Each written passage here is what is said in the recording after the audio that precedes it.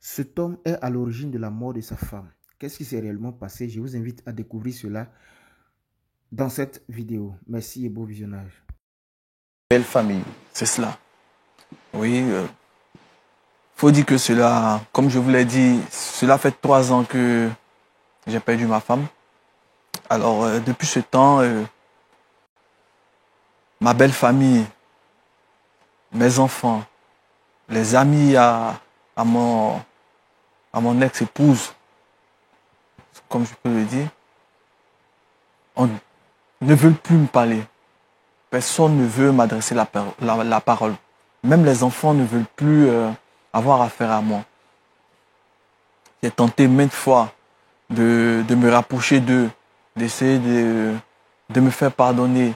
C'est vrai que je suis fautif quelque part, mais je voudrais vraiment sincèrement m'excuser pour tout ce qui s'est passé, demander pardon et, si Dieu le veut, reprendre à zéro avec eux. Excusez-moi. Voilà. C'est un peu cela. D'accord, j'entends bien, vous dites que depuis la mort de depuis le décès de votre épouse, C'est cela. aussi bien la belle famille de votre ex-épouse Oui. et les amis de votre épouse, Oui. y compris les enfants, Oui. personne veut vous adresser la parole. Plus personne. Alors, Plus vous avez personne. dit tantôt que vous avez essayé de trouver des solutions en interne. Oui. Quelles sont les personnes que vous avez vues avant de venir sur le plateau de Point d'accord? D'accord. Dans un premier temps, j'ai vu mes amis, des oncles, des poches dans la famille. Ça n'a rien donné. Je me suis tourné vers les responsables religieux. Également, ça n'a rien donné. J'ai essayé de m'y rendre moi-même. Je n'ai pas eu l'effet Gain de escompté. Voilà. Donc, je peux dire que votre plateau à point d'accord est carrément l'ultime solution pour moi. C'est le dernier recours. Si ça ne marche pas, je ne sais plus ce que je vais devenir. Vous le dites, Point d'accord est le dernier recours. Nous voulons dire que le Seigneur Jésus est le dernier recours. Parce qu'on espère que, voilà, derrière Point d'accord, c'est pas Point d'accord qu'on voit, c'est Jésus-Christ qui est là Jésus, oui. et qui fait toutes choses. Donc on espère vraiment qu'il nous aidera à trouver une solution à votre problème. Nous ne sommes que juste, voilà, un canal par lequel Oui. Jésus passe pour glorifier son nom. Alors, vous souhaitez demander pardon à votre belle famille et à vos enfants. Oui. À quel sujet? Qu'est-ce que vous avez fait exactement pour que votre belle famille et vos enfants refusent de vous adresser la parole? Qu'est-ce qui s'est réellement passé?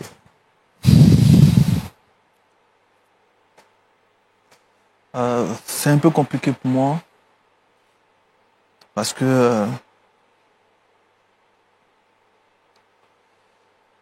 c'est vrai que j'ai un caractère un peu colérique. Je me mets facilement en colère. Et cela dépeint un peu dans notre vie de couple. Donc, il m'est arrivé, c'est vrai, quelquefois, de me disputer avec ma femme. Et à en venir peut-être aux mains par des moments. Et il y a eu un jour où on avait reçu la visite des enfants, puisqu'ils ne vivaient plus avec nous depuis un bon moment. Donc on a reçu la visite des enfants et comme ça, une discussion s'est engagée entre elle et moi. Mais à l'insu des enfants, puisqu'on était en haut et les enfants étaient au salon en bas. Donc la discussion allait de manière houleuse. À un moment, les tons se sont vraiment élevés et j'ai eu un geste. Je lui ai porté main en fait. Et elle a fait une chute dans les escaliers. Donc tout de suite, on l'a transportée à l'hôpital, les enfants et moi. Ils ont réussi à la stabiliser pendant un moment. Mais au fil des jours, elle n'a pas Elle n'a pas pu s'en sortir. Et elle a rendu l'âme. Donc, depuis ce jour, mes enfants, la belle famille, les amis à ma femme, ses collègues et tout ça, m'accusent d'être son assassin. Donc, personne ne veut me parler. Ça me boude. Et c'est comme ça que je vis depuis ce temps-là. Et ça fait combien de temps que vous vivez cette situation? Ça fait 3 ans maintenant. Ça fait 3 ans maintenant que plus personne ne veut m'adresser la parole. Ça fait 3 ans que je n'arrive plus à parler avec mes enfants. Ça fait 3 ans que je n'ai plus de vie familiale en fait. Voilà. Je suis livré à moi-même. C'est vraiment dur. C'est pourquoi j'ai tenu à être là ce soir. C'est quand la dernière fois que vous avez vu vos enfants de vos yeux, personnellement, comme ça? La dernière fois, c'était aux obsèques de la mère. Quand on a fini les obsèques, chacun... ils sont partis sans que je ne sache même. Ils sont partis comme ça sans que je ne sache. Au moment où je vais demander, même, ils étaient déjà partis. J'essaie de les appeler, je vois que je suis bloqué partout. Que ce soit le téléphone, Internet, rien ne marche. Je ne sais plus par quoi passer. Même quand j'appelle, je prends un autre téléphone, j'appelle, qu'ils se rendent compte que c'est moi, automatiquement ils coupent.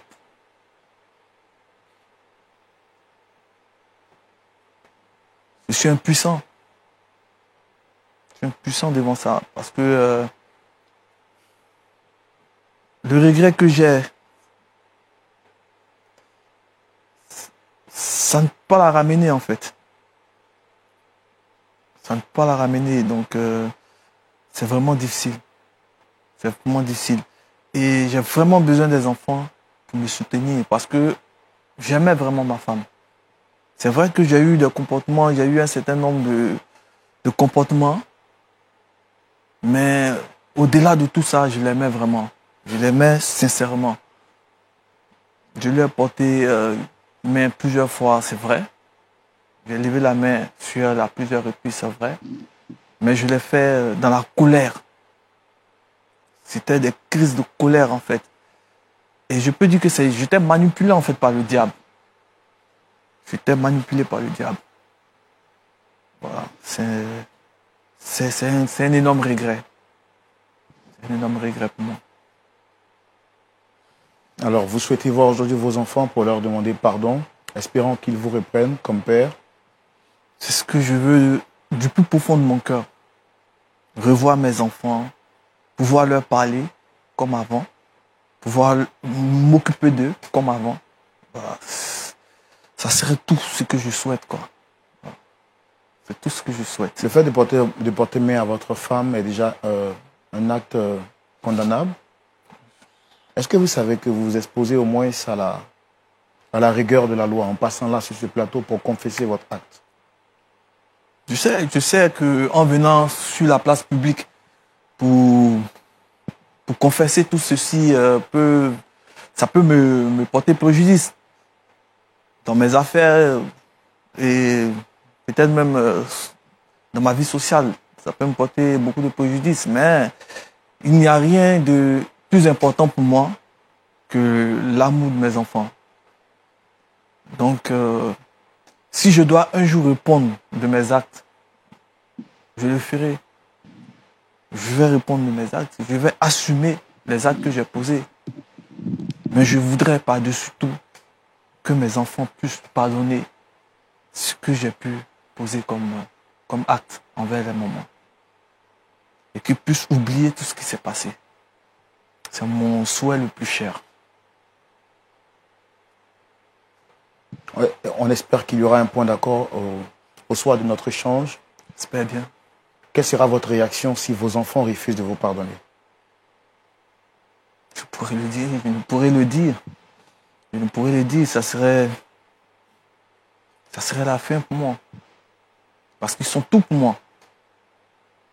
Ils sont tout pour moi. Tout ce que j'ai construit, tout ce que j'ai fait, tout ce que j'ai pu réaliser, c'est grâce à mes enfants, à l'amour qu'ils m'ont porté. à l'amour que ma femme me portait, à l'amour que mes enfants me portaient. Aujourd'hui, sans leur soutien, c'est fini. C'est la fin. Je n'arrive même plus à manger. Je ne peux plus rien faire. Parce que j'ai besoin de mes enfants. J'ai besoin de savoir que mes enfants m'ont pardonné. J'ai besoin de savoir que ma belle famille ne m'en veut plus. Et vraiment, c'est pas facile. Pour nous également, c'est pas facile d'entendre ce que vous êtes en train de dire. Je peux le voir dans votre regard et au travers vos paroles.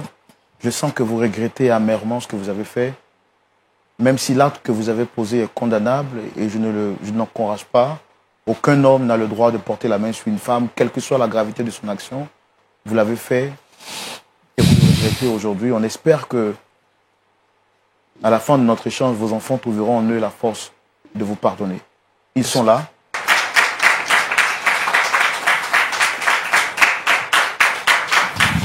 Alors, merci de vous installer.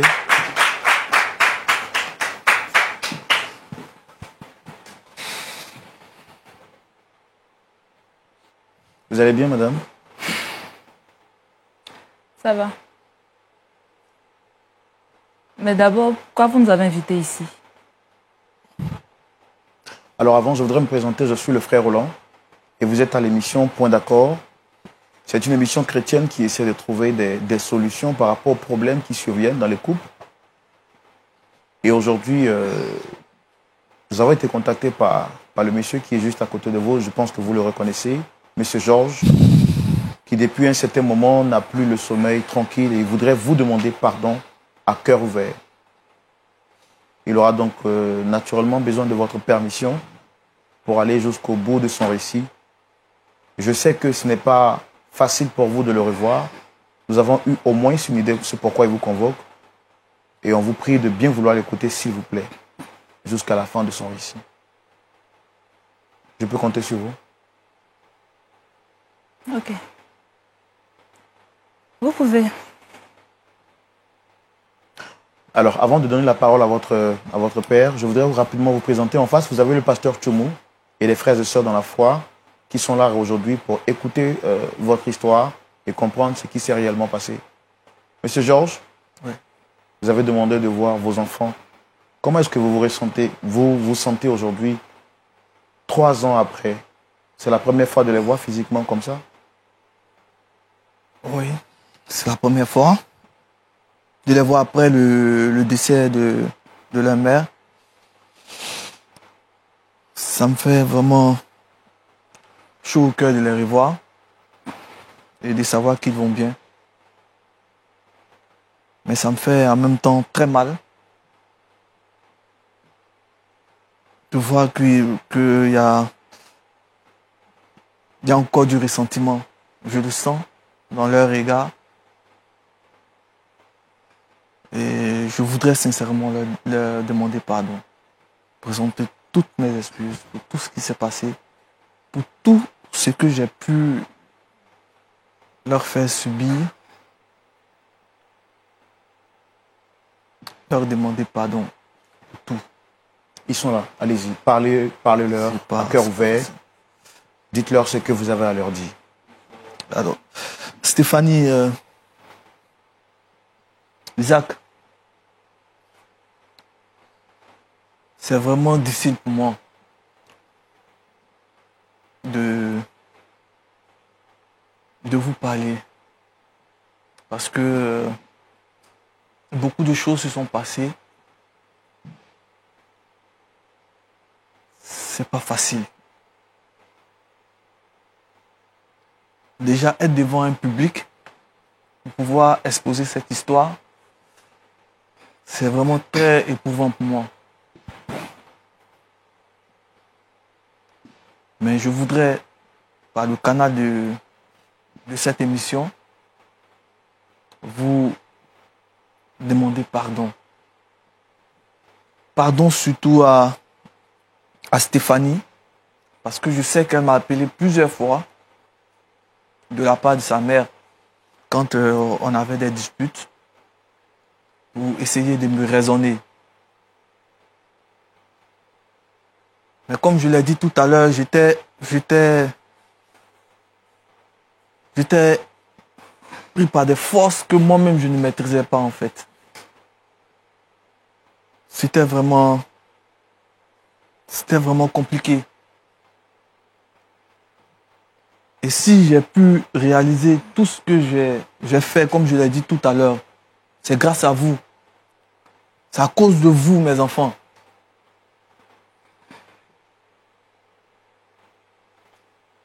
Je voudrais vous demander vraiment pardon. Devant tout le monde. Je voudrais aujourd'hui, devant tout le monde, humblement, me mettre à genoux devant vous. Vous êtes mes enfants. L'acte que j'ai posé est grave. C'est vrai. Vous avez mal. C'est vrai. Je vous ai causé beaucoup de tort. Mais je vous demande pardon. Je vous demande pardon. C'est ce que j'avais à dire.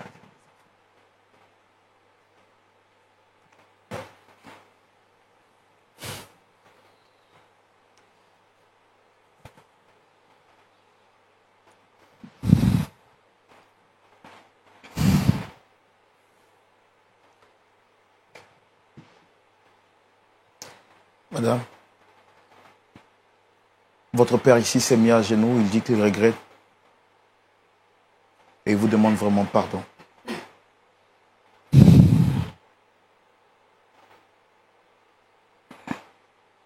Il a dit que ce n'était pas de sa volonté, ça a été un malentendu entre lui et votre mère et malheureusement, en voulant lui porter main, le pire est arrivé.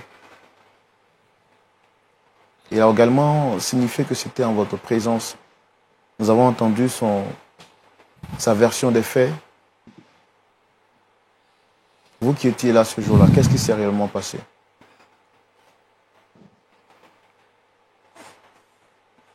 D'abord, merci pour la parole. Je voudrais signifier que si je me tiens encore sur ce plateau, c'est par considération pour vous et pour ce public.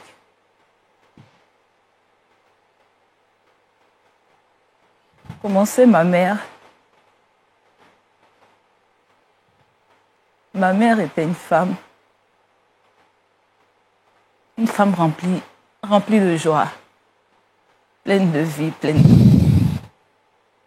qui était toujours présente pour nous, pendant que monsieur, lui, était occupé par ses activités, par son travail, par le stress qu'il vivait tout le jour. Nous étions très proches de notre mère. Nous étions habitués à elle.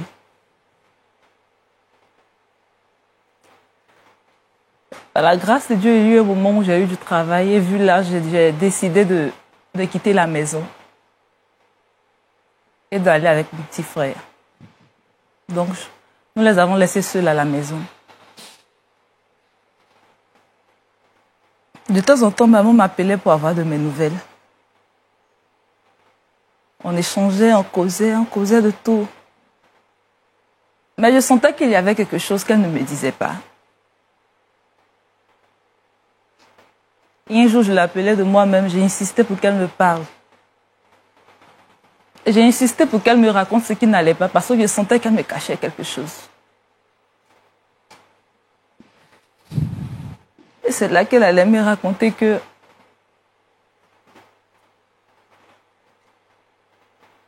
mon père la battait. Pour un oui, pour un non, il se mettait à la frapper. Elle cachait parce que elle se disait que c'était dû à son travail, tout ça, que ça allait passer, mais ça ne changeait pas.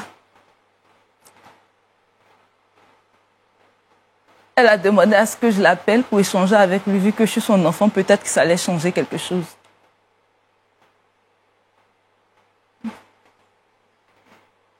Je l'ai appelé, on en a parlé. Mais après ça, rien n'a changé.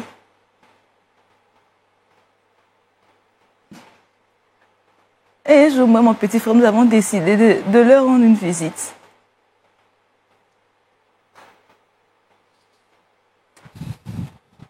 Et à peine arrivés, nous avons vu notre mère tomber des escaliers. Tout de suite, j'ai compris que c'était de sa faute. Nous l'avons envoyée à l'hôpital. Dans le début, ça allait, mais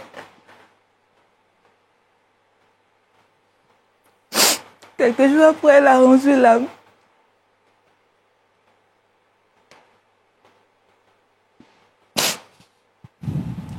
C'est aussi que nous avons décidé d'aller vivre chez nos grands-parents. Nous avons coupé tout le lien avec lui. Et j'ai même juré ce jour que jamais, au grand jamais, je ne pardonnerai à la personne qui a tué ma mère. Jamais. Et s'il se tient sur ce plateau pour me demander pardon, qu'il me ramène ma mère, dans le cas contraire qu'il dégage ma vie, jamais je ne lui pardonnerai ce qu'il a fait.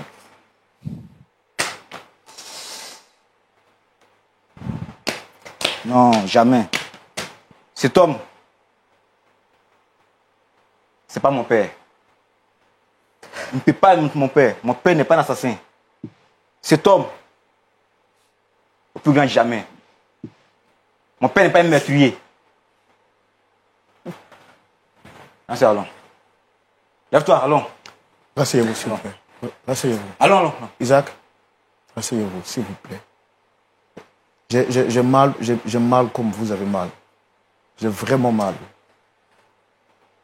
Et la seule chose qui me maintient encore sur ce plateau, c'est parce que je suis animateur. J'ai vraiment mal. Rasseyez-vous, s'il vous plaît. Rasseyez-vous. À votre place, j'aurais peut-être eu la même réaction. Rasseyez-vous.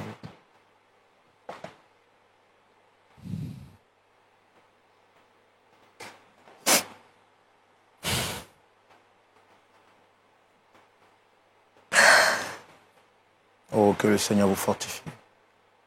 Que Dieu vous fortifie. Il n'y a vraiment pas de mots pour vous consoler parce que c'est difficile. Difficile de perdre sa mère et de savoir que son père est à l'origine de la mort de cette dernière. Chumo, vous avez la parole. Merci mon frère. Roland, tu sais, c'est un fléau. Dans l'éducation de beaucoup d'Africains, ils pensent que battre les femmes, c'est ça qui fait d'eux un homme. Alors, dans tout ce qui se passe, surtout quand ils sont alcooliques, j'ai entendu M. Georges dire que je suis colérique. Je suis colérique. Et c'est pas un ignorant. Il est parti à l'école. Donc, il dirige une société. On peut donc dire que c'est un leader. Donc, il y a des vertus qui sont attachées au leader. Ne pas avoir la maîtrise de soi. Comment pourrait-on réussir ses affaires? Ne pas savoir diriger les gens qui travaillent avec nous. Comment pourrait-on réussir ses affaires? La Bible nous dit que si on ne peut pas diriger sa propre maison, comment pourrait-on diriger l'église du Seigneur?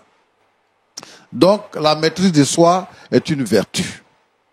Georges n'a pas eu la maîtrise de soi. Il était tellement sûr de lui que il n'a pas vu la souffrance de sa femme et il n'a pas entendu le cri de ses enfants qui l'interpellaient pour ne pas qu'il continue sur sa voie. Aujourd'hui, il vient s'asseoir pour dire qu'il regrette et qu'il demande pardon à ses enfants. Je veux dire que la situation actuelle est normale. Les enfants ont perdu leur mère. Et comme vous le savez, une mère, on ne peut pas la remplacer. Ils sont devenus orphelins de mère. Quand le père est décédé, la mère est comme une poule qui couvre ses enfants de ses ailes. Le père n'a pas le temps. Mais maintenant, les enfants sont devenus grands. Ils sont même venus intervenir. Parce que la situation a perduré. Ils sont venus intervenir. C'est le jour où ils sont venus intervenir. Ils sont rentrés, ils ont trouvé les mères qui tombaient de l'escalier. Et donc c'est un choc. C'est un choc. Et ici, maintenant, je veux dire que ce genre de comportement n'est pas lié à un groupe quelconque. Mais il y a des gens qui prennent le plaisir de battre leurs femmes. Je veux dire que la vie, là, la respiration, est liée à un petit fil comme ça. Et ça peut se rompre. Souvent, quand on vit avec quelqu'un, on ne pense pas que cette personne-là peut perdre la vie. Donc, il a trouvé son tam-tam. Quand il va au travail, il revient. Bou, bou, bou, il abat. Elle a bien fait, elle a mal fait, il abat. Jusqu'à ce que mort ça suive. Je veux dire ici que je blâme Georges. Et je blâme tous ceux qui battent leurs femmes. Ce n'est pas de la culture.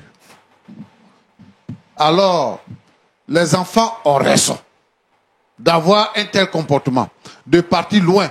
Même les autres personnes qui sont les parents de la femme ont également raison. Parce que, imaginez que moi je donne ma fille en mariage à quelqu'un. Et chaque jour il la bat jusqu'à ce qu'elle meure. Moi je perds. Ce que je perds là, c'est trop. Je ne peux pas la retrouver. Lui il peut se remarier. Mais ma fille elle est partie pour toujours. Je voudrais donc interpeller les maris violents à mettre bas la terre. Lorsqu'il y a un problème à la maison, il faut discuter, il faut parler.